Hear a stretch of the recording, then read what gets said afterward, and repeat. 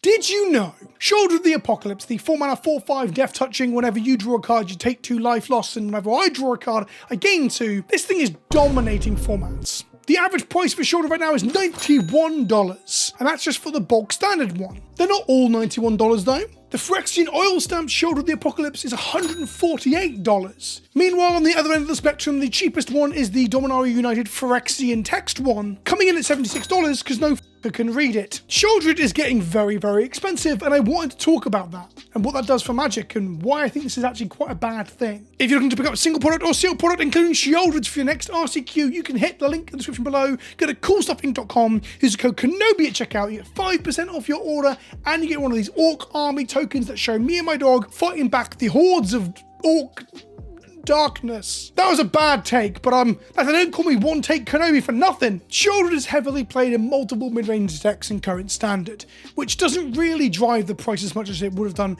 in the past, as a lot of standard play happens on Arena. However, standard is one of the main qualifying RCQ formats, so there are events around the world being played in paper standard, so that helps to drive the price. On top of that, Rakdos mid-range is probably the best deck in Historic right now, and according to Goldfish, it's 18.8% of the metagame, being the largest metagame shared deck. That deck plays 3 to 4 copies of Sheoldred. Legacy, she sees fringe play in like mono-black scam decks and mono-black control, prison, and some decks like that. Things that they're tier 3 decks, they're not that common. And she also sees a small amount of fringe play in Vintage too. Again, not a massive price driver, but she sees play in some of the scam and mid-range decks there, because again, she's very good with wheels. And Sheoldred is the 81st in the rankings on EDH Rec for popular commanders. So whilst that's not really high up, 81 is pretty good, considering there was like, what, 200 legendaries printed last year alone? The number of legendaries in the game is very high, so to even break the top 100 is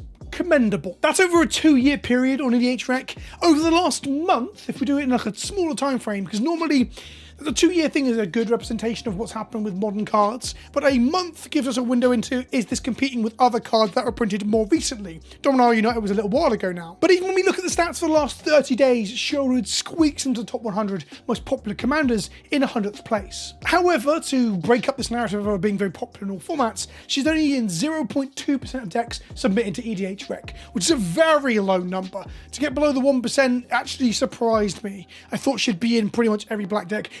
What actually kind of probably comes to mind is that her price is stopping her from getting into more decks. It's really interesting that Sheoldred is this expensive when you think that Dominaria United as a set also had another prominent format-defining mythic in it, in black. Liliana of the Veil was a format staple in Modern and Standard, and a very powerful and prominent mythic planeswalker for a very long time that has fell mostly out of favour because it's just not as good as other options. She comes in at around $10 depending on which version you're looking to pick up, which makes her pale in comparison to Sheoldred's average price of $85. Now some of you might be thinking this isn't unusual for an in-print mythic to get to this price, but actually it kind of is. It's rare for them to get this expensive. The first point of order here is to talk about Baneslayer Angel, also known as Wallet Slayer Angel in its time in Standard. This card was $50 at its peak, and it was one of the best creatures, if not the best creature ever printed at the time it was printed. By today's standards, over 10 years later, it kind of sucks, which is a funny testament to power creep. But the reason I bring up Baneslayer Angel is that prior to Baneslayer Angels, cards didn't tend to get to more than $30 when you're in Standard. It was very rare to see a card go above that price. Baneslayer was unique and interesting for this reason, getting up to $50, and was discussed at length on forums at the time as being a disgusting price point for a card in Standard to get to. The reason for that is mythic rarity. With M10 and the sets around it, Wizards brought out a new rarity to Magic. A rarity that's meant to go on the most powerful and ridiculous of Magic cards, or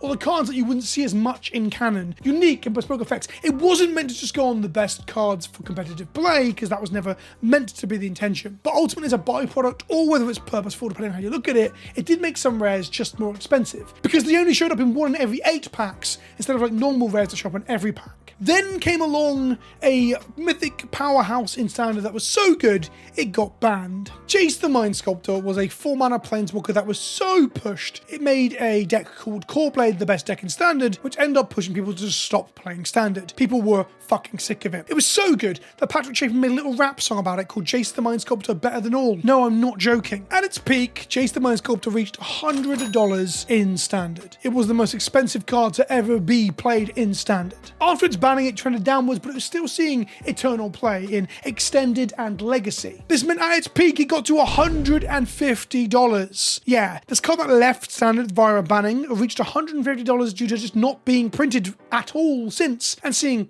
non-rotating play. It actually got reprinted in a product called From the Vault 20, which was a dramatic and important reprint because of the price of it. I remember wanting to clamber myself to get one just to have a Jace. Beyond all of this, I sold a Jace whilst it was in Standard for 35 English pounds after opening it at pre-release. And I thought, it could never get higher than 35, right? Well, I was fucking wrong, wasn't I? I was really wrong, because even got banned from Standard, it still went up in price. Jace's price continued to trend downwards over time as it got reprinted in Masters sets, Masters 25, Eternal Masters, and similar, and started to see less and less play over time, having a spike when it got unbanned in Modern, which then turned out that it wasn't good enough for Modern really. It's all a bit of play. And beyond Jace the Mind Sculptor, the other mythic that we need to talk about here is Jace Vryn's Prodigy. Jace Vryn's Prodigy got up to $90 in Standard. It wasn't as format defining as Mind Sculptor, arguably. It didn't need to get banned, for example, in Ruin Standard. However, it did have a reasonably negative effect on Standard and see probably more play.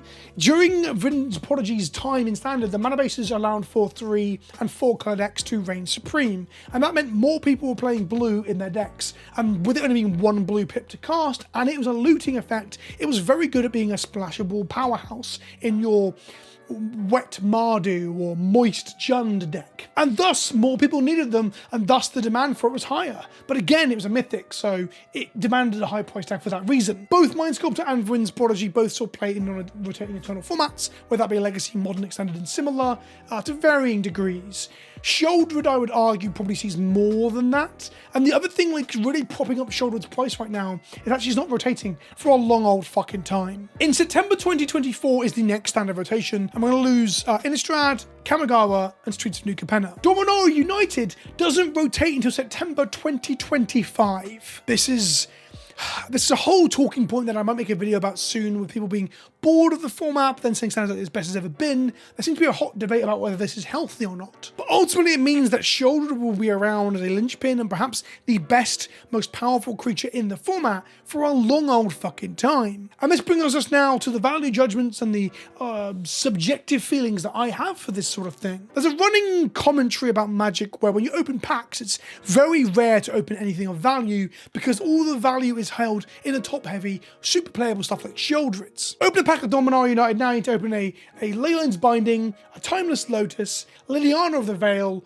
or Sheoldred to make upwards of $10. That's not very many hits. Part of the excuse for this is that, or part of the reason for this is that as they've released more and more variants of cards, there's just a shit ton of more cards on the market, and only the most rarest versions of variants tend to be the desirable ones. And on the whole, this has made a lot of Magic cards cheaper and thus more accessible. However, as we see with Sheoldred, who had 4 or 5 versions just in her set alone, she didn't get much lower than $70 as an in-print mythic that's being played in Standard and other formats. And that's where I come to kind of the conclusion that this isn't working.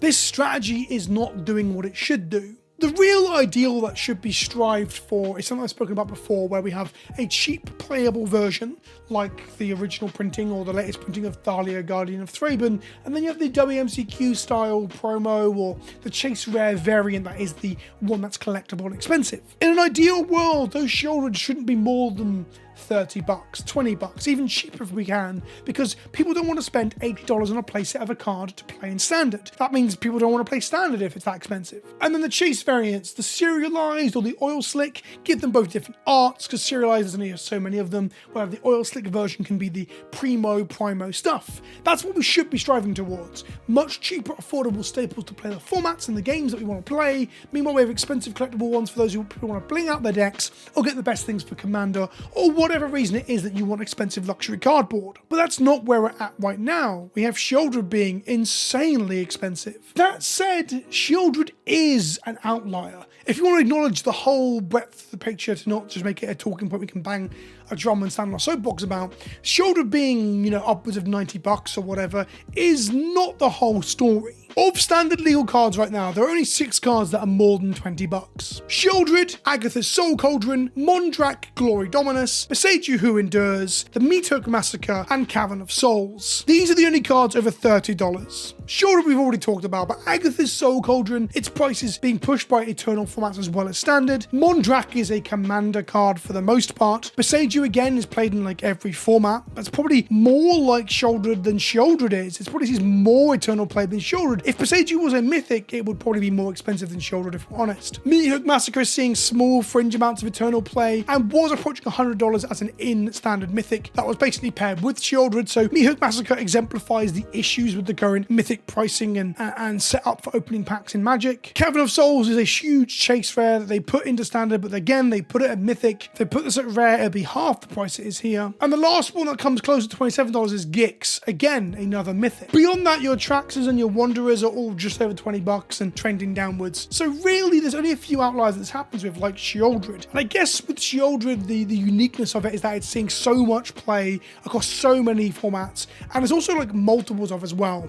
Another thing against Beseiju not only being a rare, not a mythic, but Beseiju tends to be a 1, at most a 2 of in your mana base. You don't want to play multiple legendary lands. Ultimately, I think the price is absolutely fucking absurd for a standard card, but I'm lucky enough not to play standard. However, I do play the other formats, and I'm currently buying into a new modern deck that I'll talk more about on the channel soon too. So I've been more in touch with the pricing of cards than I've been for quite some time, because when you play digitally on Arena, or you only rent cards on Modo, you don't really notice the ups and downs, the waxing and wanes of prices. That's why I'm more price conscious than I have been for a while. But with Sheoldred being this price and standard not rotating for like another 2 years, it makes it even worse, because where are they going to reprint this Sheoldred?